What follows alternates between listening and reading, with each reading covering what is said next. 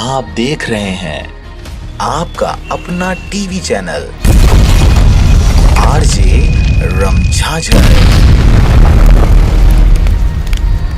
जज्बात के रंग, भरोसा के संग।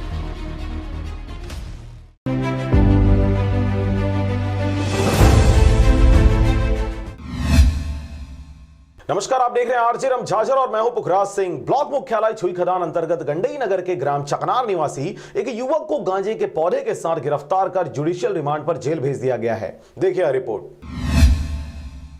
गौरतलब हो कि चकनार निवासी युवक शिवपाल उर्फ चिल्ली पिता परसराम विश्वकर्मा उम्र 30 वर्ष के घर के बाड़ी में 2 नग गांजा का पौधा पाया गया। मुखबिर की सूचना पर गंडई थाने ने रेड की कार्रवाई किया तो मौकाए वारदात से ये सारे गांजे के पौधे प्राप्त हुए। गांजे की कुल वजन 2 किलो 700 ग्राम है। आपको बता दें कि घटना बीते रविवार की है, जिस पर युवक के खिलाफ धारा 20A NDPS एक्ट के कायम कर जुडिशियल रिमांड पर उसे जेल भेज दिया गया है। घर में अपने आंगन के बाड़ी में 2 नग गांजे का पौधा लगाया हुआ है।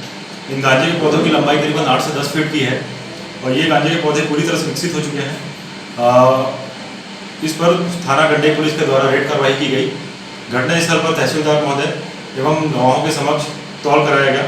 इसका वजन 2 किलो 700 ग्राम पाया गया।